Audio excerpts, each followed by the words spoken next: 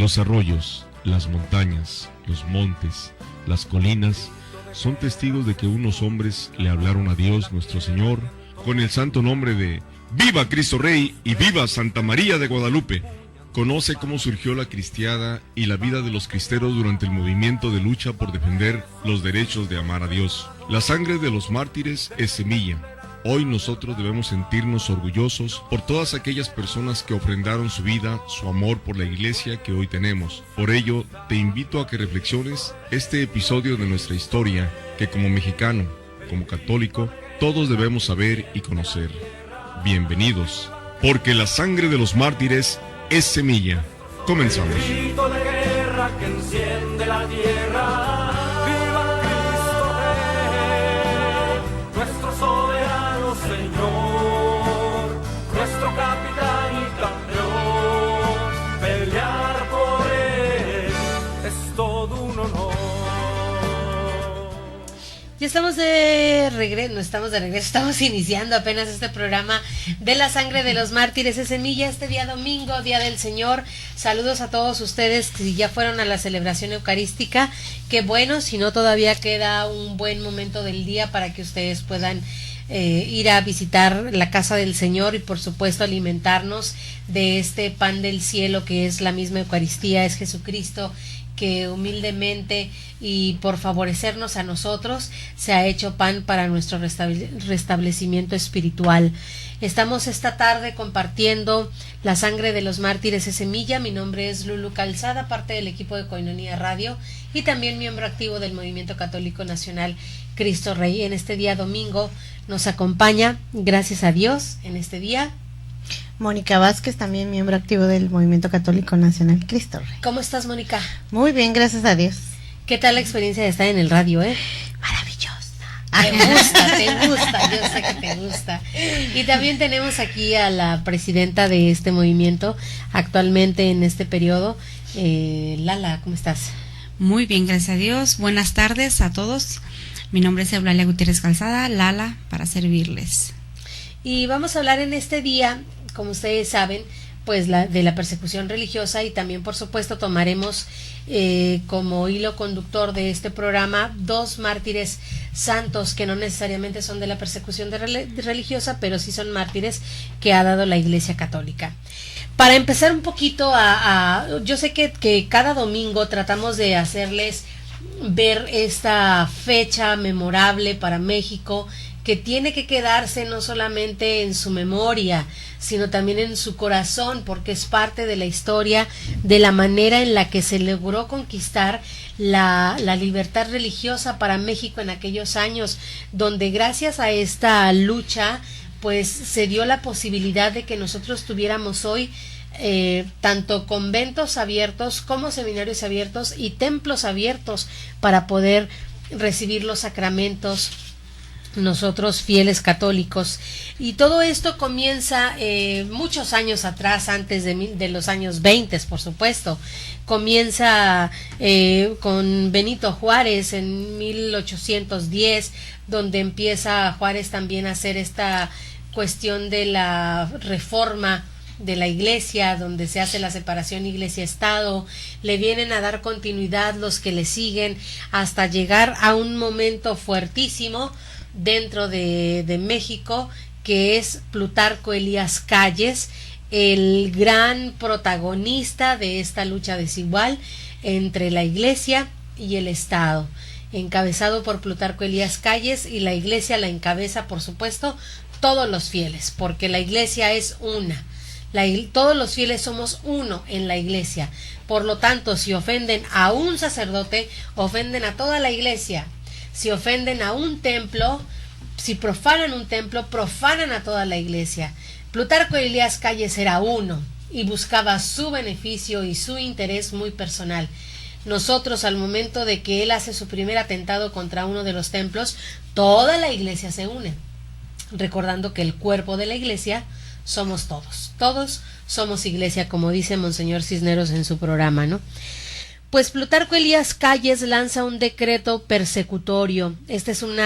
Así lo pinta el libro de México, Tierra de Volcanes, que lo hemos venido leyendo en estos ya varios programas, México, Tierra de Volcanes, en el capítulo 37, de este libro, lo titula el autor Diabólica actitud de Plutarco Elías Calles, donde Calles ya lanza un decreto persecutorio.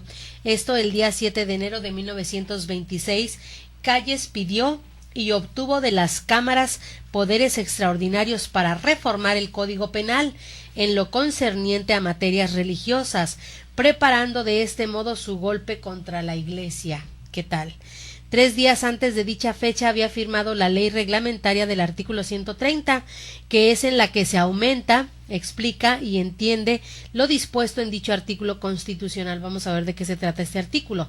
Una de las disposiciones principales contenida en él, y a la que más se oponían y siguen oponiéndose los católicos, pues aún persiste, es que este es el decreto, que la autoridad federal tiene competencia para regular disciplina externa de la Iglesia, que la Iglesia no tiene personalidad jurídica de ninguna clase, que los ministros de culto quedan clasificados como simples profesionistas, pero en cambio no gozan de los mismos derechos que estos, que las legislaturas de los estados tienen la facultad de determinar el número máximo de ministros de culto.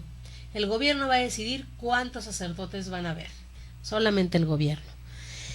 Que para ser ministro de cualquier culto hay que ser mexicano por nacimiento, por lo tanto todos los extranjeros fuera de México. Y vaya que había extranjeros, muchos en aquel tiempo, que ayudaban pastoralmente a México, por supuesto. Que no puede abrirse lugares destinados al culto sin permiso de la Secretaría de Gobernación, y que las apelaciones contra estas disposiciones nunca serán tratadas en juicio.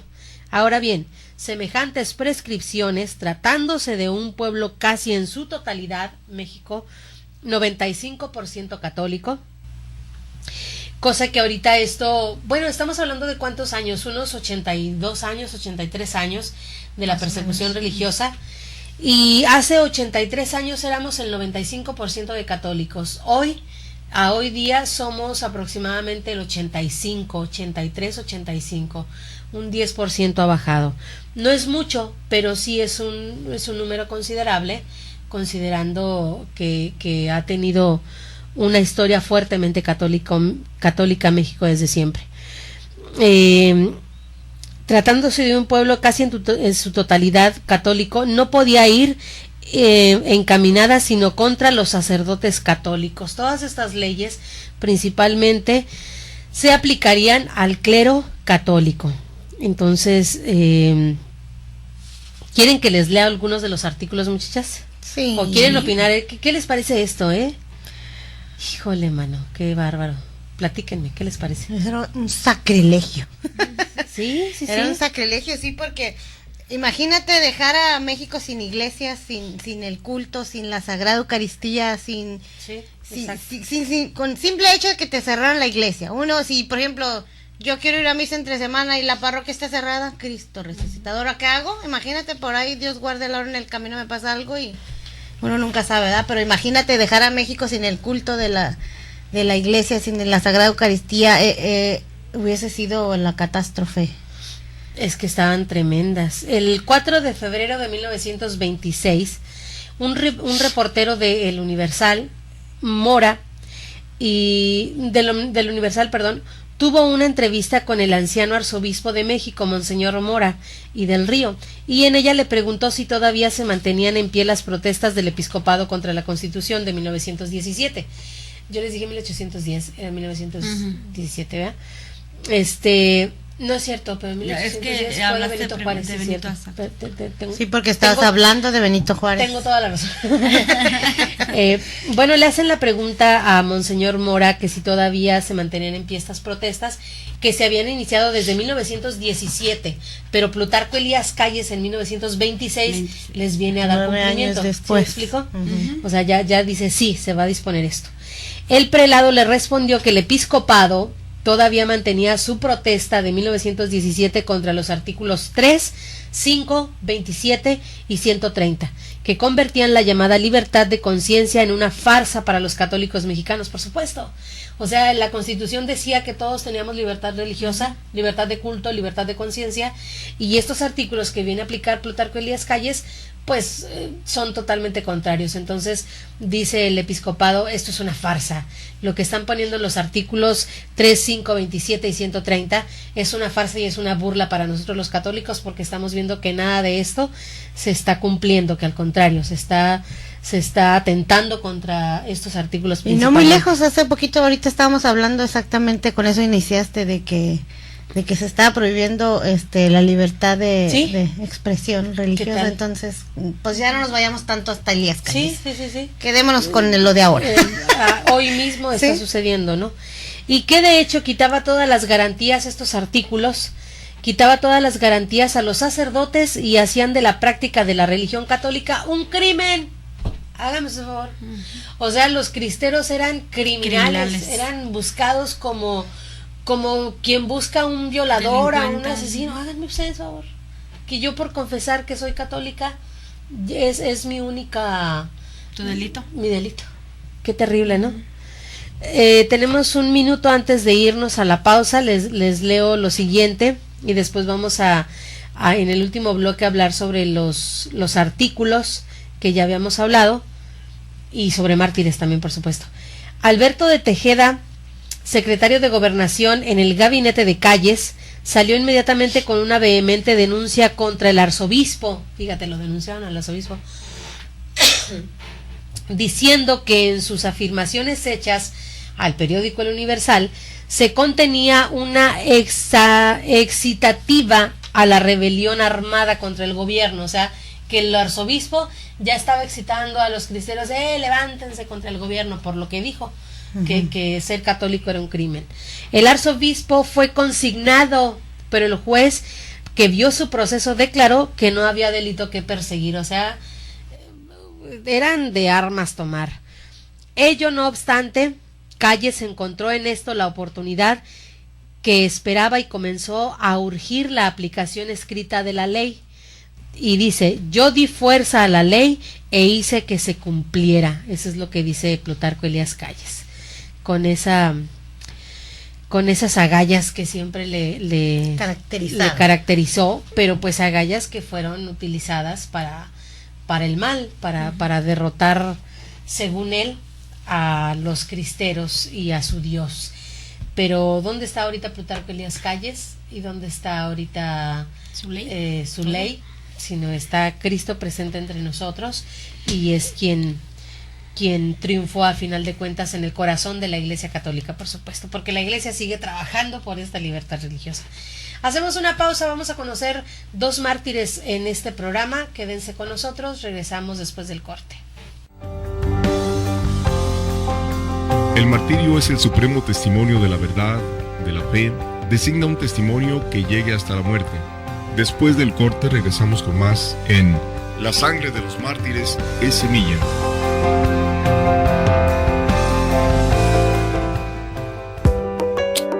Desayuno con nosotros. Esto es el programa La sangre de los mártires es semilla. Estamos hablando sobre esta diabólica actitud de Plutarco Elías Calles, según el capítulo 37 del libro México, tierra de volcanes, y hablábamos un poquito sobre cómo es que se empezó a fraguar esta ley de Calles, cómo es que desde el inicio en que se empiezan a hacer estos decretos de que México no se valiera del culto religioso, pues obviamente el arzobispado de México empieza a generar un poco de mortificación, de preocupación, y el gobierno le hace una demanda al arzobispo, demanda que no continúa porque no hay delito alguno que perseguir, porque solamente había declarado el arzobispo que ser católico en aquel tiempo parecía ser un delito por el cual tenían que ser encarcelados, y eso le parecía una total injusticia, no había delito que perseguir. Plutarco Elías Calles dice: yo di fuerza a la ley e hice que se cumpliera. Ese era las palabras de Plutarco Elías Calles para un poco poner de alerta a los mexicanos y decirles: de verdad voy a cumplir lo que digo, y cuidado con aquel que no quiera cumplirlo. También otros de los decretos, según el artículo 130, solo los mexicanos por nacimiento pueden ejercer el ministerio de culto en México. Grupos de policías, aunque sin llevar orden de aprehensión escrita, contra lo que prescribe la misma Constitución, se presentaban de noche, fíjense, o sea, cual ladrones, cual verdugos. ¿Por qué de noche, para empezar? Se presentaban de noche en los conventos de los carmelitas españoles, de los redentoristas y de otras comunidades religiosas, y obligaban a los extranjeros a salir sin más demora y sin permitirles llevar consigo otra ropa que la puesta. Luego los conducían a la cárcel y enseguida a Veracruz, en donde los embarcaban hacia otros países. De esta suerte, en abril de 1926 ya habían sido brutalmente expulsados de México 200 sacerdotes españoles. ¿Qué tal? Qué cosa tan terrible.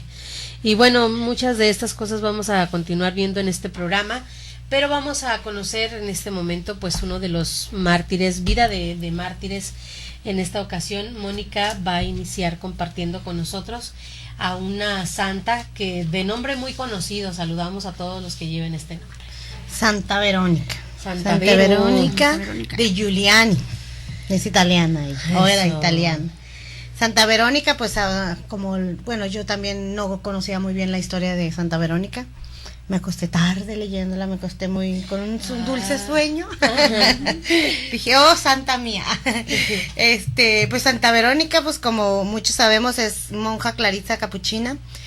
Ella, pues desde muy niña, de hecho se dice la historia que ella nació ya con como quien dice, con el don de que ella ya sabía para qué iba a ser. Que quería ser monjita. Que quería ser desde monjita siempre. desde siempre. Pero ella, pues lógicamente por su edad, y que en aquel entonces pues no permitían que entraran al convento hasta una cierta edad. En el caso de ella entró hasta los 17 años. Y y pues ya ella, después de tener una infancia feliz, pero no menos dolorosa, como cuenta su historia, cuenta y relata su historia que ella a los 3 años vio al niño Jesús, pero al niño Jesús en niño, o sea, a Jesús cuando era niño, y se dice la historia que ella tuvo la dicha de jugar con él. Se le aparecía y en flores, y ella hablaba con él y jugaba con Jesús, él. Niño bebé. No, niño Jesús niño. Niño. Entonces, y que ella, pues por eso era lo que la estigmatizaba, de que ella ya era, como quien dice, ahora sí, como decíamos, ya iba derechito a su santidad desde antes de saberlo ella misma.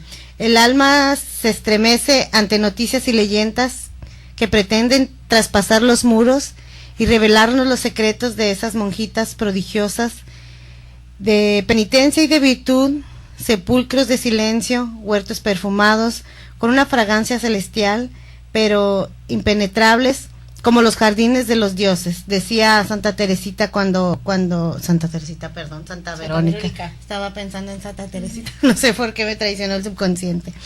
Nuestra heroína de la que estamos hablando de hoy es una de las almas más extraordinarias que han florecido de la Iglesia Católica.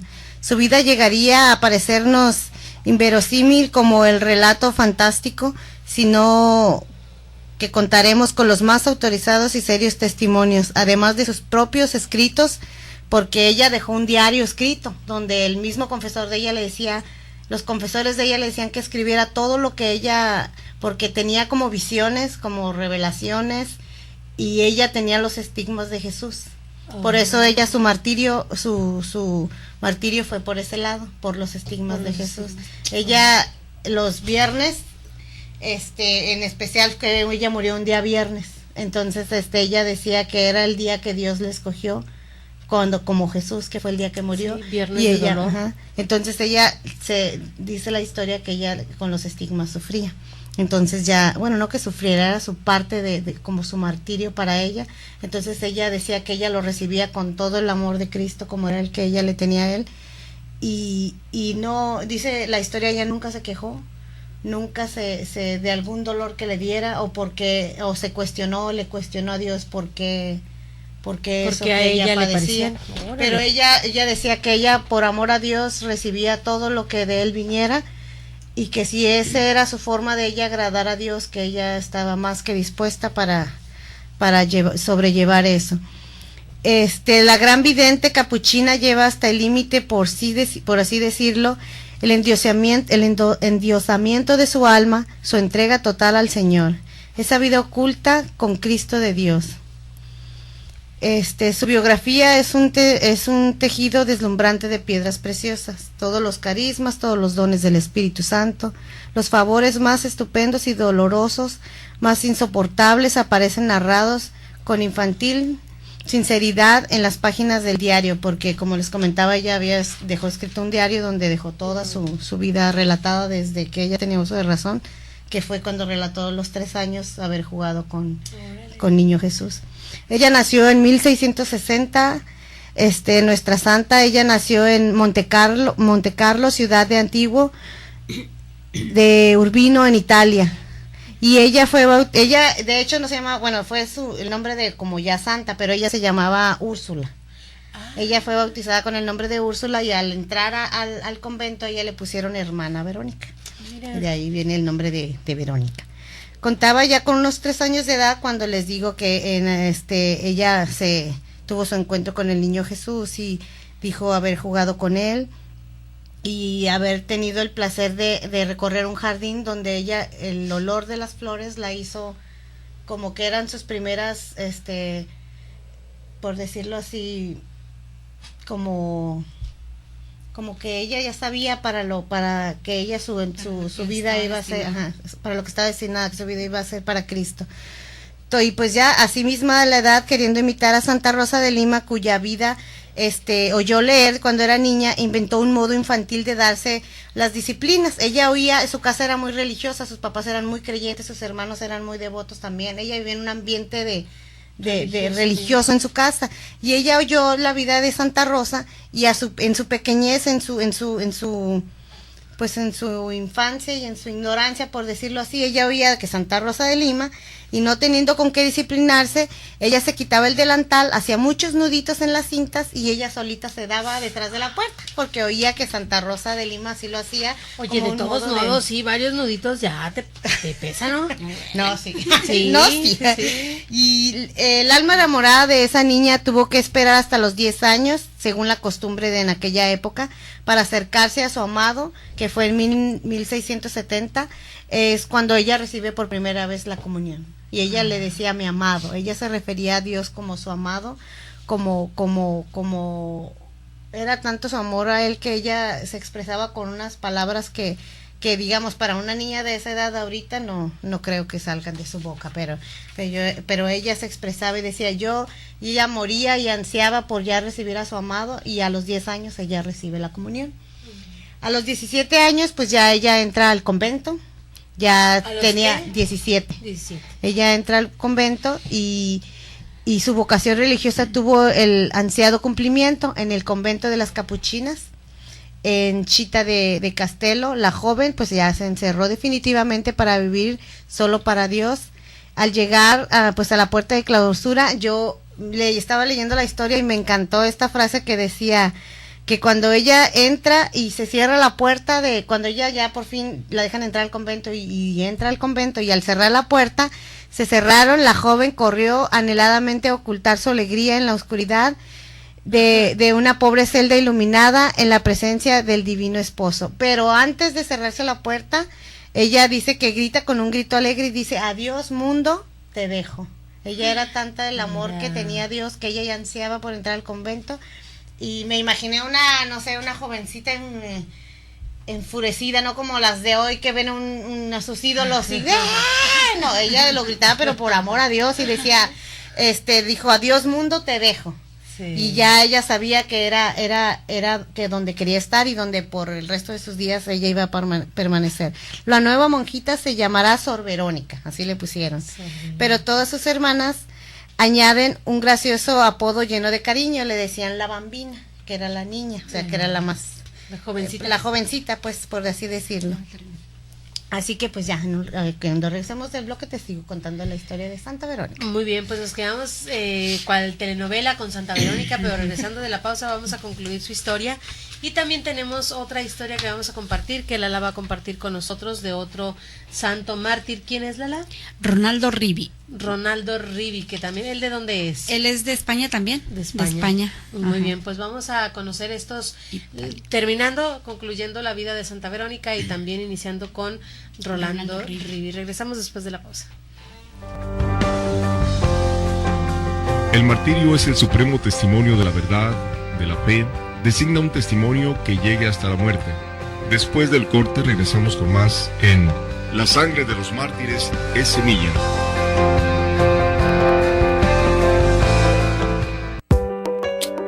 Desayuno En el 1727, el confesor se acercó a la enfermera y le dijo que Sor Verónica, si del agrado del Señor, que ya si era del agrado del Señor, que vaya a su presencia a gozar, y si Dios quiere que para este trance intervenga la orden de su ministro, yo se lo doy. Le decía que como ella ya estaba por morirse, pero ella deseaba sufrir más.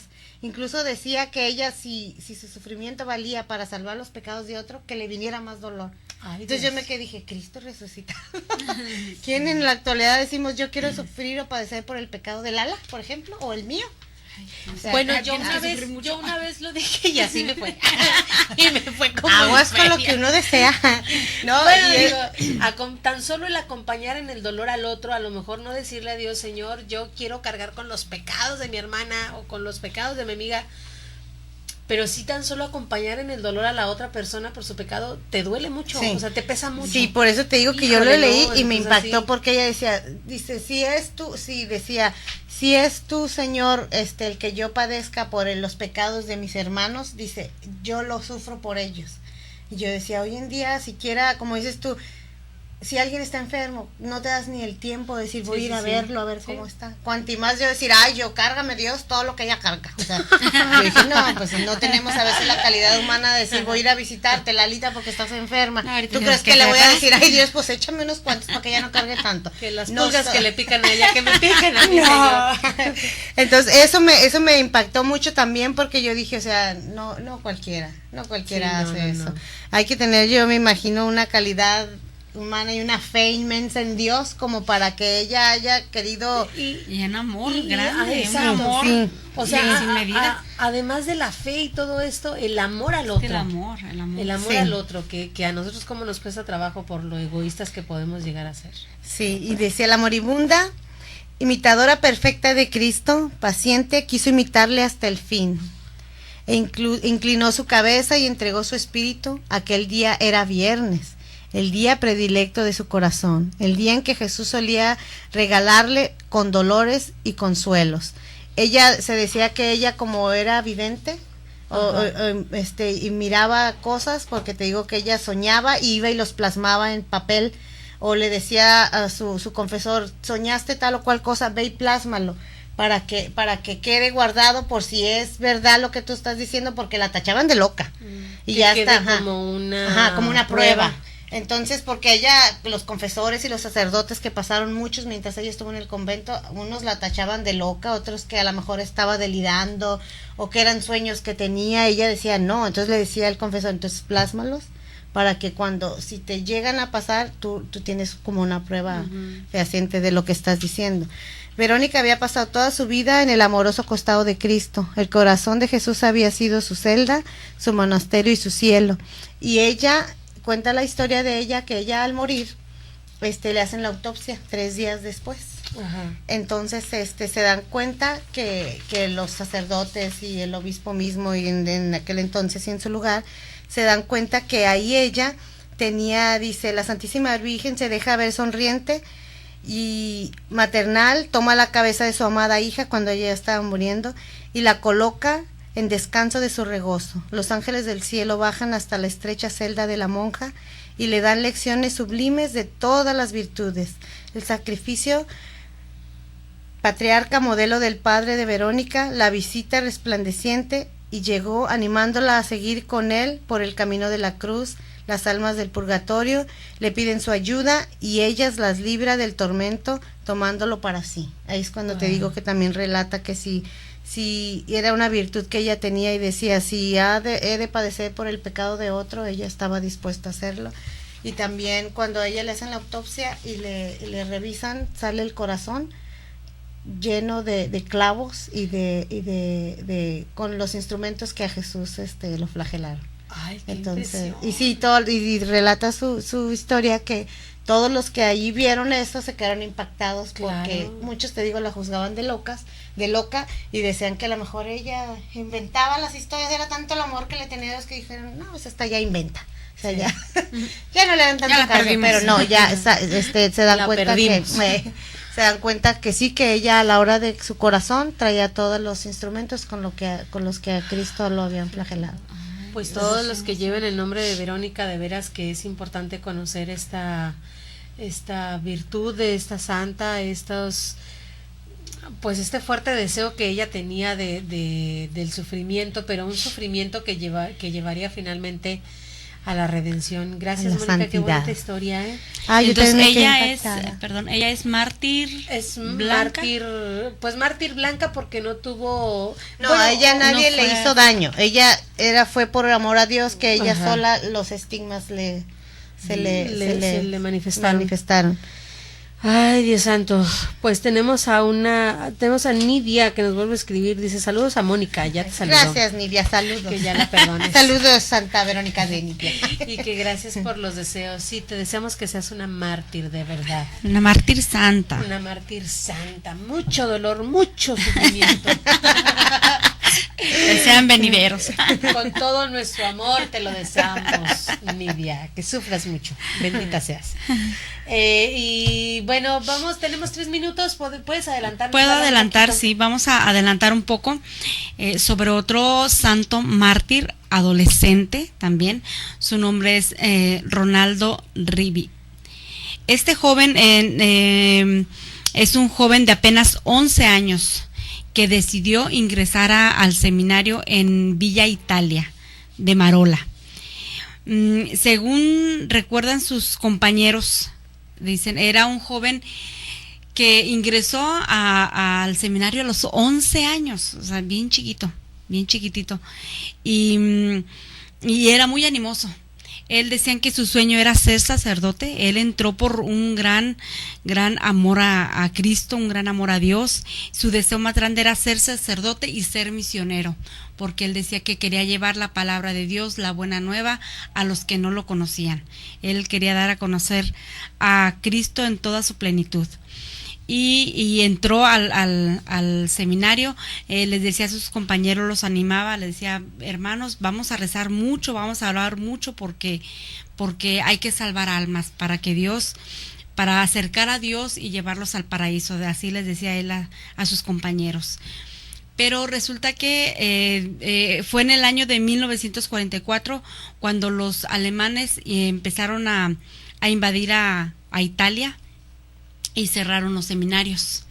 Entonces ya pues Ronaldo ya no pudo recibir, dice que ya no pudo recibir ni las órdenes menores, pues cerraron los seminarios y ya no pudo hacerlo. Pero él siguió trabajando con la Acción Católica, con la catequesis, y él nunca se quiso quitar su sotana. O sea que Nunca. a pesar de que no recibió ni siquiera los No. menores, él... Sí, él cargaba su sotana, porque él dice que le decían sus padres, hijo, por favor, quítate la sotana porque te van a matar, porque por supuesto Claro. la persecución pues era de este grupo de personas anticristianas, que ellos lo que hacían por supuesto era matar a gente cristiana que le vieran en ellos estas acciones cristianas, pues los mataban por supuesto.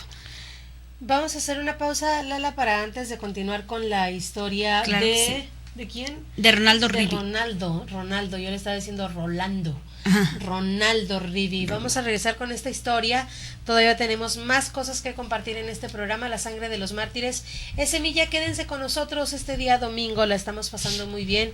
Esperemos que ustedes también en casa estén perfectamente en familia y que por supuesto este día no se les olvide asistir a la celebración eucarística. Regresamos después de la pausa. El martirio es el supremo testimonio de la verdad, de la fe, designa un testimonio que llegue hasta la muerte. Después del corte regresamos con más en La Sangre de los Mártires es semilla.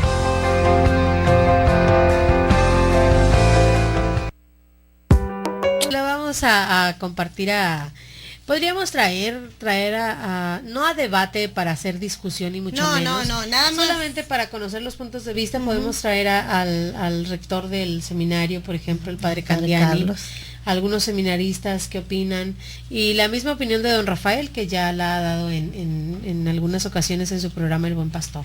Porque nos ha tocado, no sé, pero los seminaristas todos traen sotana, hasta en la calle, cuando me ha tocado verlos, sé que salen del seminario. Sí. No sé si después ya... Sí, pero pues esa es habrá otra que historia. Esa es otra historia.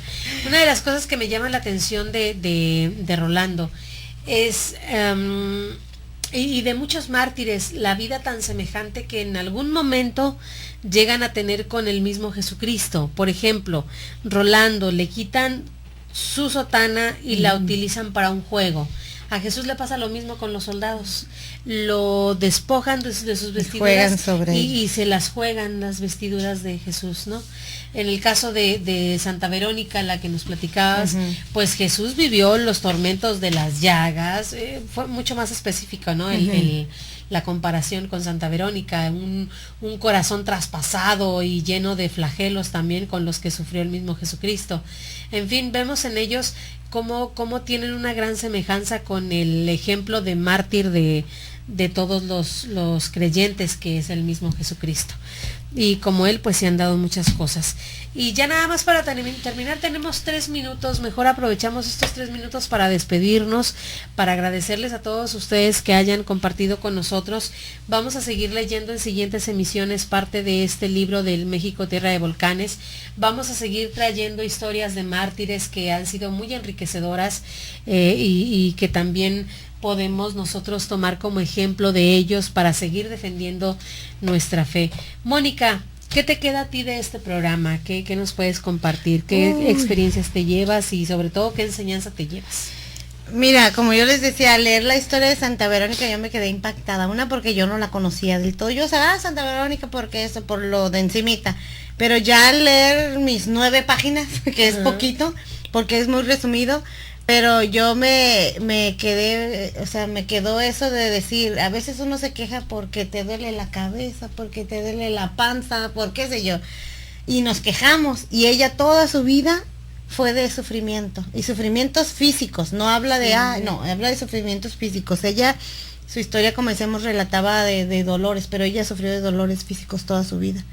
Entonces es donde uno entra y dice, ahí está ahí ella sí ponía a prueba su amor a Dios. Nunca se quejó, nunca se mortificó porque si algún día iba a sanar o no. Ella tenía su plena y totalmente confianza y amor en Dios, que ella decía que no le importaba lo que ella padeciera.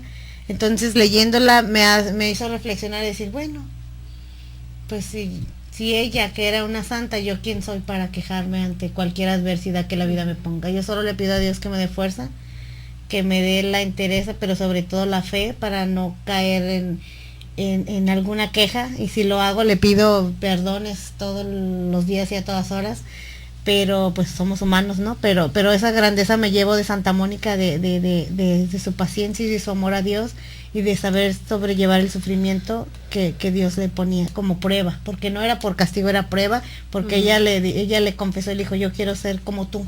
Por eso ella se dice que ella dormía al costado de Jesucristo, porque era su forma de identificarse. Y de San Rolando, pues eso, de que ojalá, yo insisto, que con los jóvenes, que sean muchos, que haya, o que la iglesia dé muchos frutos como como rolando. Y esperemos en Dios que sí, y que las sotanas se las pongan.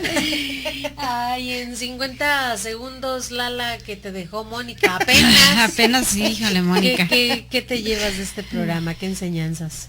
No, pues las enseñanzas, estos dos adolescentes que me tocaron son muy impresionantes, y lo único que me queda decirle es que nosotros como formadores, padres, tíos, por favor, necesitamos estar en mucha oración para que Dios nos ayude a hacer grandes a nuestros adolescentes, a nuestros hijos, para que entregarlos a su gloria y esperemos un México triunfador, un México con Cristo y nosotros orando. Pues eso ha sido todo en este programa La Sangre de los Mártires de Semilla. Muchas gracias por haber estado con nosotros. Les esperamos en siguientes emisiones y quédense con el resto de la programación de Koinonia Radio, que es muy buena y estará toda esta tarde. Así que quédense con nosotros. Nos despedimos. Gracias, Mónica. Muchas gracias, Lulu. Que tengan buena tarde y Dios les bendiga. Gracias, Lala. Hasta pronto, esperemos estar pronto con ustedes. Gracias. Y yo soy Lulu Calzada, parte del equipo de Koinonia Radio. Que tengan un excelente domingo en familia y que Dios les bendiga siempre.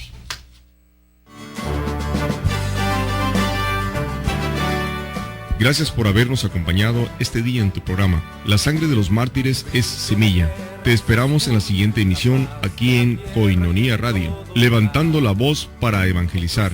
Dios les bendiga. Sí, yo muero por Cristo, que no muere jamás. ¡Viva Cristo Rey! El grito de guerra que enciende la tierra.